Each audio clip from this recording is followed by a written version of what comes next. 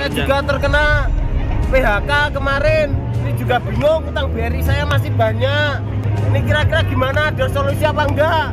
Habis ini saya menganggur. Tenang saja Pak, saya sudah ada di sini. Insya Allah akan terbuka 19 juta lapangan pekerjaan untuk generasi muda dan kaum perempuan. Ya, uang umurnya kan sudah nggak mencapai Pak.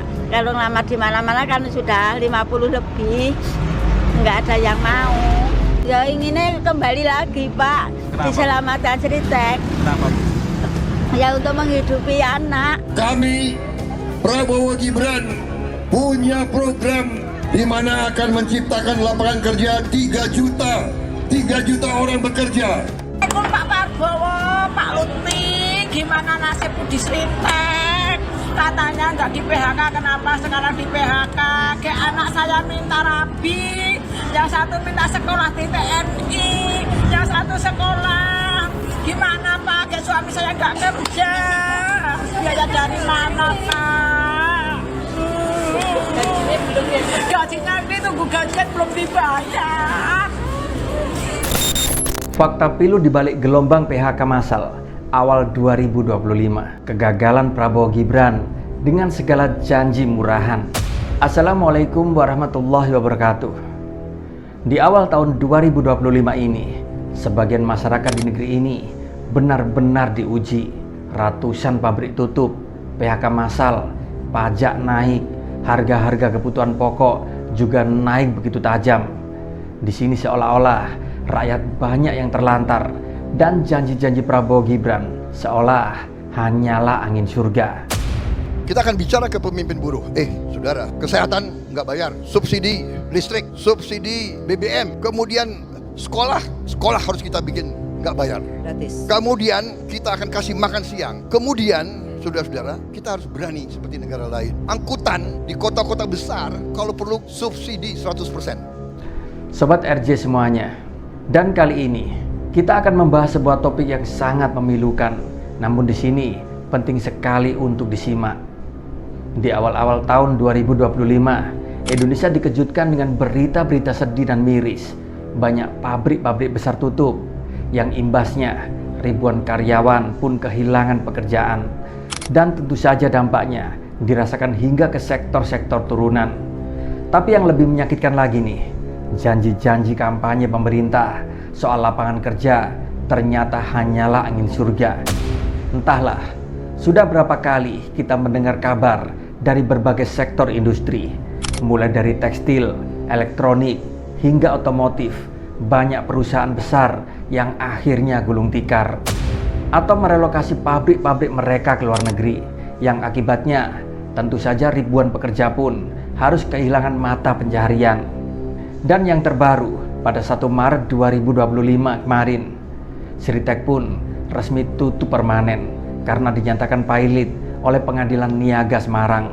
Salah satu perusahaan tekstil terbesar di Indonesia yang sudah berdiri sejak 58 tahun ini telah mem-PHK massal lebih dari 10.000 karyawannya. Bayangin, keluarga-keluarga yang selama ini bergantung pada Sritek tiba-tiba kehilangan sumber penghasilan. Bahkan menurut Ketua Serikat Pekerja Seluruh Indonesia atau SPSI PT Sritek, para karyawan Sritek pun hingga kini masih belum jelas diberi pesangon apa tidak.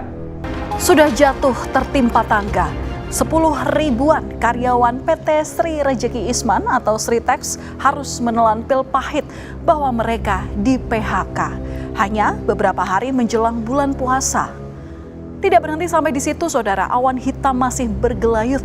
Para mantan karyawan Sritex kini menunggu kepastian mengenai hak mereka untuk menerima pesangon dan juga THR yang juga belum jelas hilalnya. Hati mereka pun berkecamuk memikirkan bagaimana nasib mereka untuk menyambung hidup di masa depan.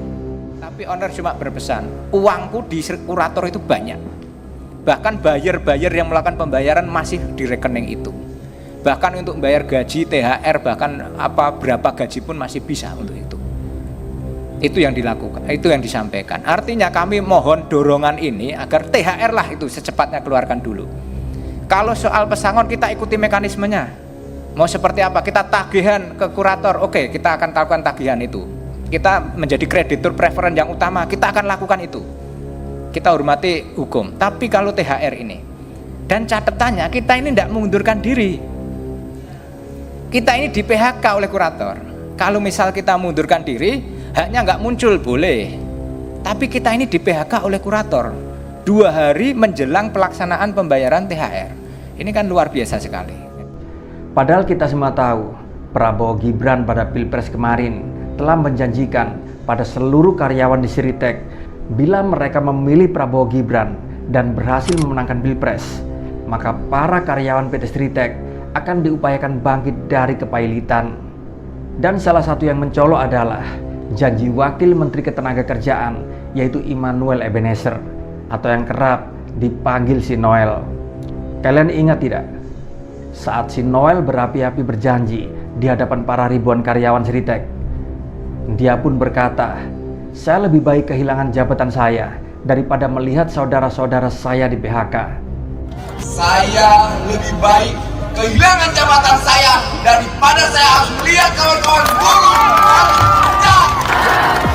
Namun apa yang terjadi setelah Sritek resmi bangkrut dan ribuan karyawan kehilangan pekerjaan?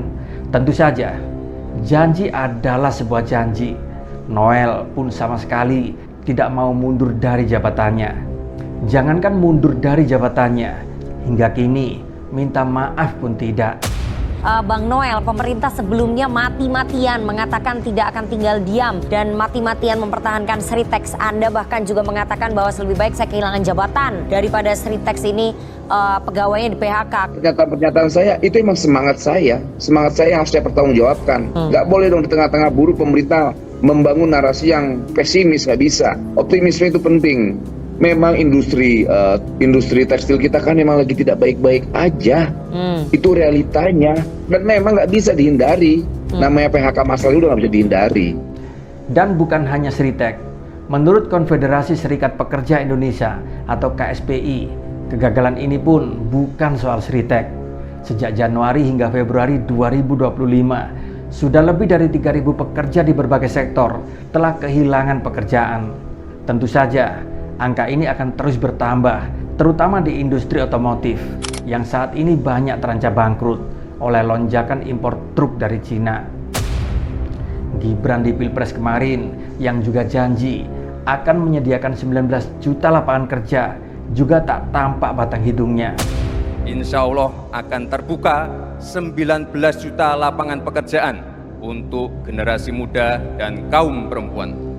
Tapi maklum sih, anak ini masih pupuk bawang dan besar karena karbitan. Bukannya 19 juta lapangan kerja bagi masyarakat yang didapat, tapi malah saat ini yang terjadi sebaliknya, PHK massal secara besar-besaran. Ironis memang. Tapi yang paling bikin sebel, di sini ada satu pernyataan yang membuat kita semuanya geleng-geleng kepala, yaitu pernyataan Rahayu Saraswati, sang keponakan dari Presiden Prabowo. Baru-baru ini dirinya pun menghimbau pada para generasi muda untuk tidak menggantungkan lowongan pekerjaan dari pemerintah. Kalau anak muda harapkan loker dari pemerintah, Indonesia masih era kolonial, kata Rahayu dalam beberapa kesempatan. Tentu saja di sini sangat kontradiksi dengan segala janji-janji kampanye yang dulu pernah ia gaungkan. Jika sampai Prabowo Gibran menang, penciptaan jutaan lapangan kerja akan menjadi prioritas utama, yaitu di samping program MBG. Aneh bukan? Di sini rakyat pun seolah-olah dijadikan dewa pas menjelang pemilu. Mereka bilang apa-apa semua demi rakyat, tapi giliran jadi mereka dibuang begitu saja. Tapi kalau saya sih harusnya nggak wajib mengkritik soal ini, karena memang bukan pilihan saya. Tapi menurut saya yang sangat wajib mengkritik adalah kelompok 58%, karena sudah banyak yang dibohongi dengan janji-janji murahan. Dan kalau mereka tidak mengkritik, bisa jadi tujuan mereka memang bukan memilih seorang pemimpin, tapi memang tergiur oleh bansosnya. Jutaan lapangan kerja kini pun malah berubah menjadi jutaan PHK massal.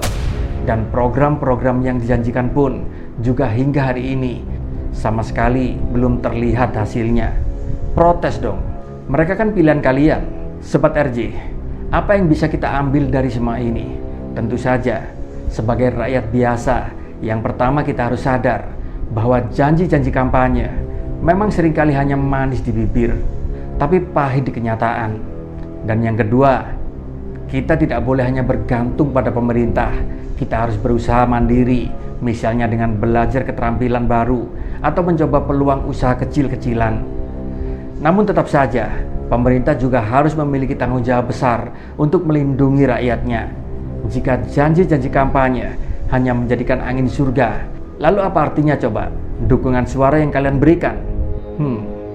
Ternyata semua benar, hanya omon-omon belaka. Terima kasih sudah menyimak video ini. Wassalamualaikum warahmatullahi wabarakatuh.